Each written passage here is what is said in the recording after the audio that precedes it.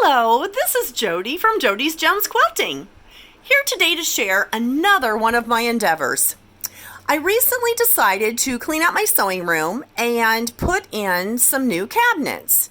I have used the wire cubes, I've done all different hodgepodge things, I do a lot of thrift store finds, and this week, I decided to go ahead and buy these cabinets. And I went online searching for them. I checked at Lowe's and Home Depot because that's what I have here. And what I found was quite interesting. These cabinets online look like they're finished inside.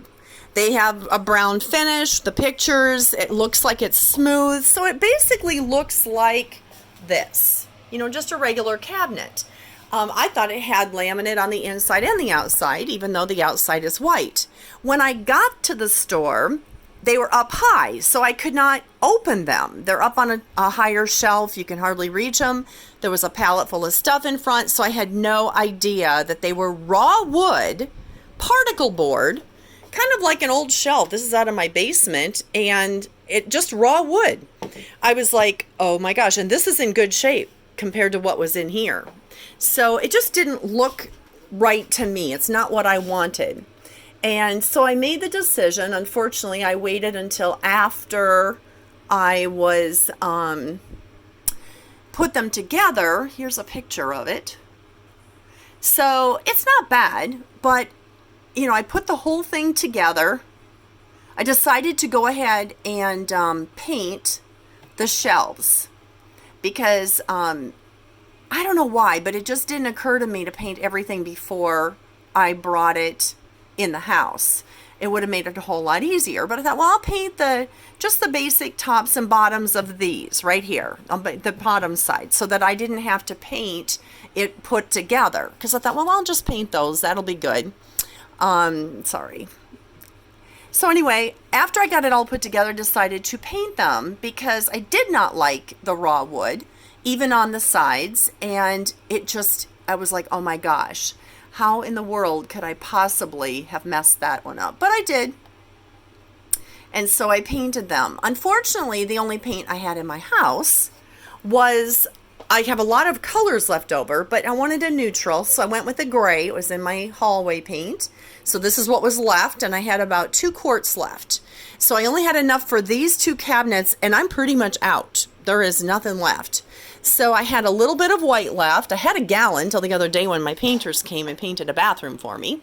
And this is a semi-gloss. So whether you do a semi-gloss or you do a satin, the difference is when you do a semi-gloss, you really have to do a flat on your surfaces that you're going to put things on.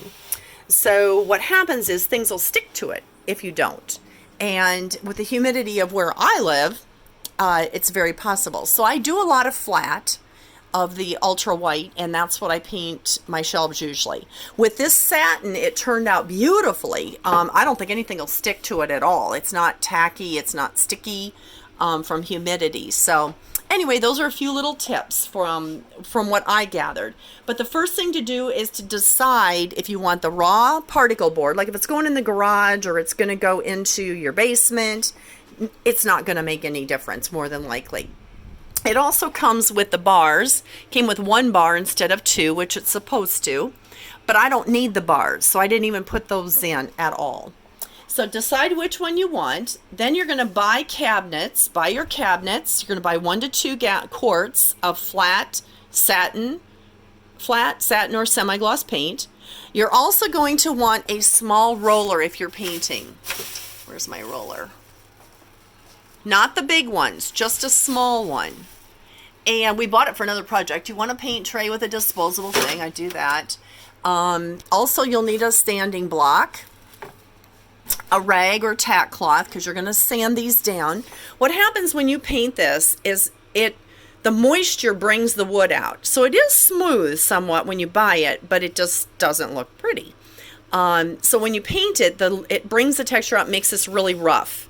So I did sand all the surfaces. Most of these have 1 coat, maybe 2 on them. So you're also going to need wood glue. You're going to gather a hammer. I know that's my baby hammer. And a Phillips screwdriver. You'll need that. Do not use a drill. I'm so glad I pulled the drill out, but I'm not a drill person, and I just find that it strips everything. Unless you're really good at it and you're doing really strong nails. But these, I was just concerned, and I found in the reviews it talked about that, just to use a handheld one. The other thing that I found was very helpful to sort everything is I used an egg carton. So grab an egg carton and a basket or a box or something to put all your supplies in, and inventory everything. So when you open up your box, it takes two guys, or 174 pounds, I think, each one. And even this one is close, the 24-inch one is even close to 100 pounds, or 75 or something. So it's going to take two people to get them into your vehicle. When you get home, what I did was I opened the box and then I pulled each piece out individually, and I could carry each piece. It's not a big deal. I did have help, which was very nice. My son-in-law just happened to stop by for the moment and help me with that. But inventory all your hardware into the egg carton in the box. Make sure you have all your pieces before you start. If you're not painting, go ahead and follow the directions. You'll see I inventoried everything. Follow all the directions all the way through. If you are painting or you are going to finish it in any way, do not put these brackets in right here for the doors. Do not put those in until you're all done. It was so much easier to paint. Well, I had to take them back out, and I am concerned that they're not going to last because it's almost like it strips the wood. So I'm very concerned. Some of them kind of like, this one in particular, I'm not sure is going to hold very long. So be real careful. Don't put them in until you're ready to put the whole thing together or put the doors on. Then I had to take them back off to paint. And this set I put on, then I sanded. This one I thought, that's crazy. Just sand them first. So I sanded everything, and then I'll put those in here in just a few minutes. But what you're going to do is go ahead and put all your parts in, carefully hammer them in. There's an arrow on here, and that arrow right there does go to the outside of the piece. Also, just to keep in mind, is I also got the smaller cabinet, and I couldn't find the guide, the book. It was an opened box, so I was very concerned it was missing parts. And what I found was the dowels, there's only 4 of them in there, and there were 5. Well, I couldn't find this, and I thought there needed to be 16 because on this one, there's a whole lot more. So I was very worried about that, and it was like, oh my gosh, I don't have enough stuff. Well, I found my book the next morning, and I went, oh, I'm not missing anything. So make sure you've got your book for the parts, and you're going to follow the directions. It's really easy to put together when you get ready to put it together. When you get down to this part here, the next one where you're putting all of the pegs together, the outside piece, it's facing down. So just remember, everything's facing down. So this is the back side up here. Before you go to put, where is that? You're going to draw that line. It says to draw that line right there. I used masking tape or like painter's tape or something, and I just put a little piece right out here on each side, and then I drew a line right across, and didn't really use a level. You can use a level. I've got square rulers, so I just used a square and I drew the line so that you can see where to put it. These tools, this little holder, that was very helpful. But before you put this back panel on, pay attention. Lift it up using this piece right here across the back. Lift it up and put a board under it, something that you can use to lift and set under it, because once that back panel is on, ask me how I know this, you can't get it lifted. It's on the floor. So I had to use a screwdriver to pry it up, and it was too heavy for me to do by myself. If that board was under there, I probably could have lifted it by myself. Also, they talk about, you're going to put all of your nails in, which is great. There is a bracket that goes under this big one. There is not on the smaller one. And the stud securing it to the wall, I have no way to do that. This is an exterior garage wall, and it's concrete. So my wall back behind, I'm not too worried about it being secure to the wall because I don't have kids climbing in here. But if you do, or you're putting it on carpet, A lot of times I will use a shim. I will shim underneath the front of the pieces to keep them back, especially on carpet because it tends to lift forward. So anyway, you just pray a lot that the kids don't get into it. I still have not put the doors together yet, but it probably is not that difficult to do. Just read the directions. Let me see if there were any other tips I had for you. If you're going to paint, make sure you roller all of it first. And one of the things that I did on one of them was I put, let me see if I can find that picture. I put Q-tips. I cut them in half and put them in all the holes. That was a pain to paint around. So I would not recommend that.